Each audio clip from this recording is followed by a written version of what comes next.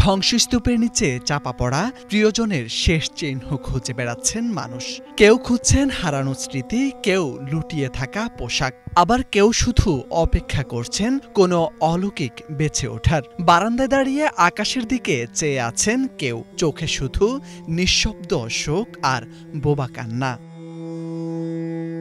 এই দৃশ্যগুলো কোনো যুদ্ধের ফ্রন্ট লাইন নয়, এগুলো গাজার নুসাইরাতের, যেখানে ভঙ্গুর যুদ্ধবিরতির ছায়ায় সবচেয়ে ভয়ঙ্কর রাত কাটানোর পর সাধারণ মানুষ ধ্বংসস্তূপে খুঁজে বেড়াচ্ছেন প্রিয়জনের শেষ স্মৃতিচিহ্ন।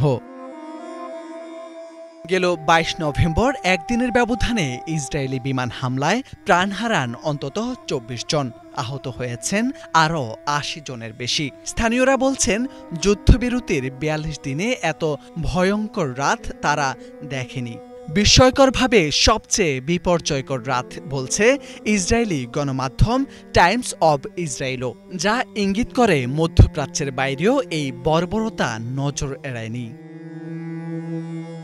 ইসরায়েলি সেনাবাহিনী দাবি করছে, একজন সশস্ত্র ব্যক্তি দক্ষিণ গাজায় মানবিক রাস্তাটি ব্যবহার করে ইসরায়েলি নিয়ন্ত্রিত এলাকায় ঢুকেছে।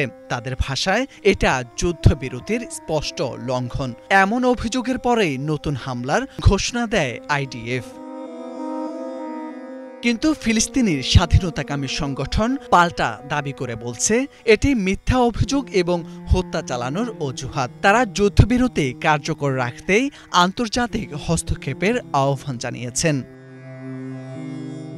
গাজার সিভিল ডিফেন্স বলছে, যুদ্ধবিরতির পর থেকে এখনো পর্যন্ত ইসরায়েল অন্তত ৩ শতাধিক ফিলিস্তিনিকে হত্যা করেছে, আহত করেছে ৮০০ জনকে। বিশ্লেষকদের মতে এটি এখন আর যুদ্ধবিরতি নয়, বরং নিয়ন্ত্রিত হামলার বিরতিহীন চক্র, যেখানে প্রতিটি ঘণ্টা পরবর্তী আঘাতের অনিশ্চয়তায় দাঁড়িয়ে থাকে।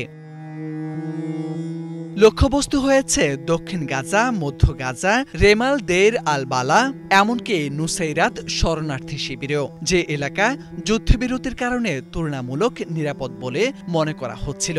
সেখানেই সবচেয়ে বেশি লাশ উঠেছে সে রাতে, এমনটাই বলছেন গাজার বাসিন্দারা।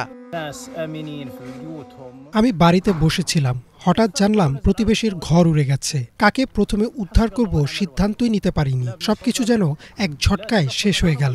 এই যুদ্ধবিরতির মানে কি? যদি প্রতিদিনই মৃত্যু নামে? এলাকাটি তুলনামূলক নিরাপদ বলে মনে করা হচ্ছিল, এখন এখানেই সবচেয়ে বেশি প্রাণ ঝরেছে। আল্লাহর সাহায্য আর বিশ্ব মুসলিমদের হস্তক্ষেপের জন্য অপেক্ষা করছি।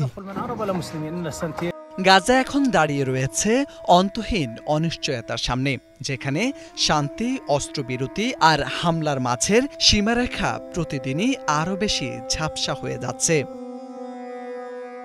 মোর্শেদ আলম, বাংলা ভিশন।